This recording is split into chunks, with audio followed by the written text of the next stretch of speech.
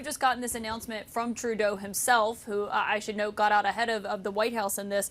He said he had a good call with Trump. He said that Canada is going to be implementing a $1.3 billion border plan where they talk about reinforcing the border. I should note that's actually something that Trudeau announced and Canada announced back in December, about mid-December. I've been thinking, all this time, we've had Trump all wrong.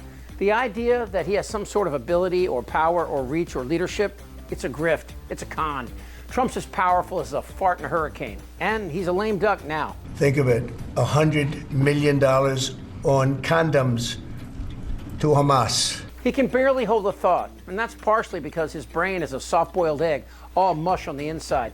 See, Trump is about as strong as Dairy Queen is intelligent. Trump is a pawn, a puppet of the top 1%, and he always has been. Tonight, just hours before a trade war was set to commence, a partial step back from the brink. President Trump saying he'll delay 25% tariffs on Mexico because Mexico's president made concessions involving the border, including sending more soldiers to patrol for drugs and migrants. They've agreed to put in 10,000 soldiers permanently, like forever, 10,000 soldiers at their side of the border and stop fentanyl and illegal aliens from coming into our country. President Trump delaying the tariffs for 30 days while talks continue.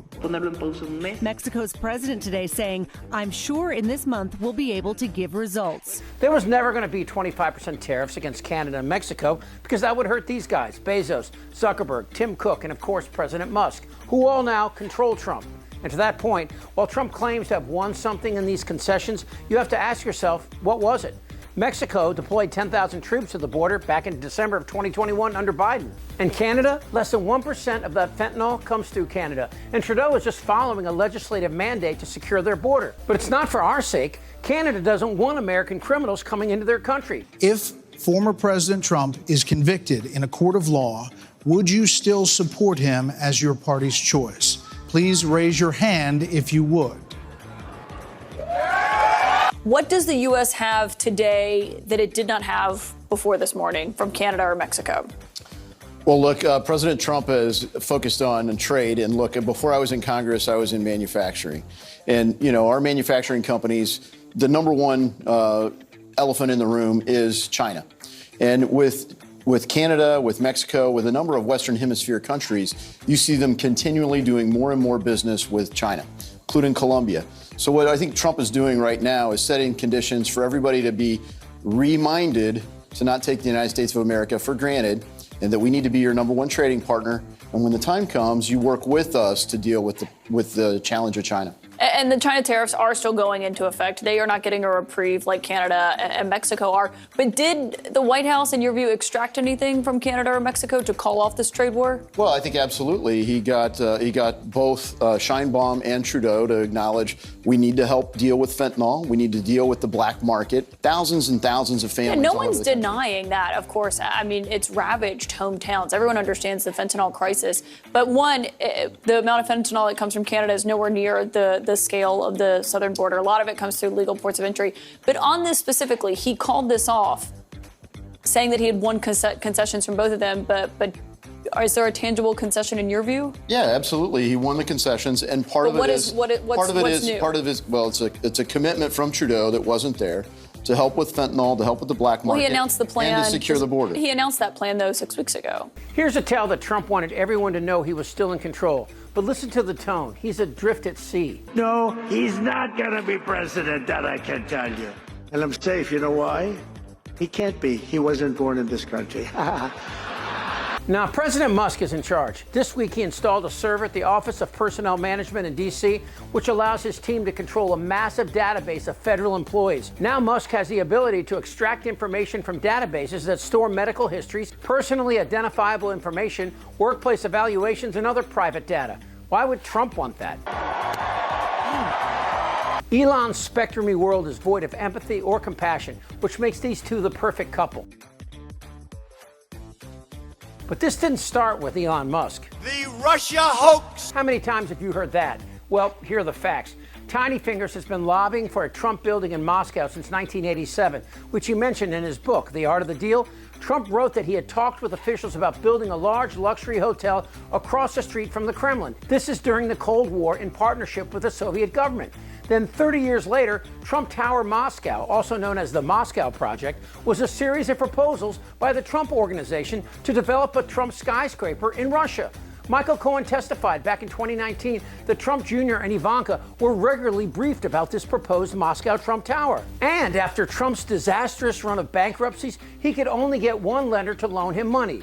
Yeah, Russia. I said to Eric, well, you're the head of his golf services development company.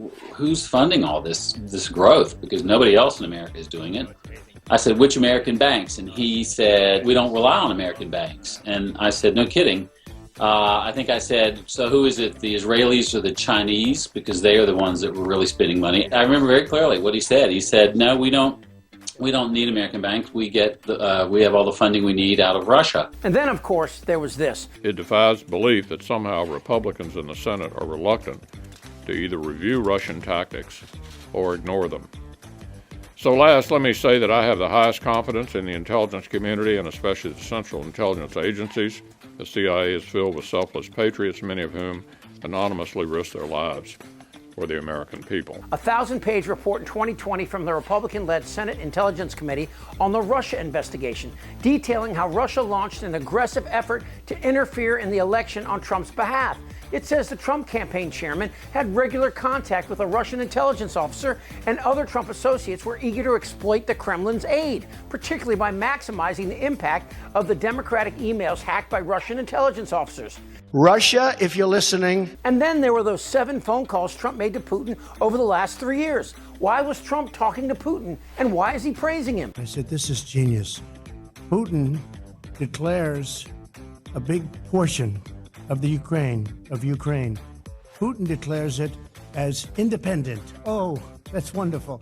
So Putin is now saying it's independent, a large section of Ukraine. I said, how smart is that? Did you ever wonder why these tech billionaires caved into Trump? Or did they cave? Here they are at the inauguration. Did Trump win them over, or are they positioning themselves? When 3 multi-billionaires offer to fund opponents in primaries to get what they want, it makes that Citizens United decision clearer than ever. The U.S. is up for sale, and all you have to do is buy the right guys, and democracy is toast. Trump addresses the nation from the Oval Office, invoking the Insurrection Act and declaring the protesters a danger to American sovereignty. He orders the National Guard to use deadly force to suppress the protests. But you really think these guys care about democracy? And you can make the point that neither do we. While our democratic principles crash and burn, we worry more about shopping on Amazon or our Teslas and the iPhones made in sweatshops by 10-year-olds than we do of our Bill of Rights and our position in the world as protectors of justice and freedom. I want to be a dictator. While Trump courts dictators like Erdogan, Viktor Orban, Putin, Mohammed bin Salman, Kim Jong-un, and China's Xi, Americans plop their fat ass on the toilet and scroll through TikTok. Look, it's not Trump or China or Canada we should fear. No, it's ourselves. Damn right. Whether the women like it or not. I'm as mad as hell. Suck my fat one. And this guy's personal life is a total disaster. Trust me. Shut the f*** up, Dan. Who's with me? Oh yeah, the lie. Indictable. Out of sheer morbid curiosity, I'm allowing this freak show to continue. I don't want to talk about this stuff. Am I wrong? Yes. Tick-tock. You're in a lot of trouble, Donnie. I think he's crazy. I'm Chip Franklin.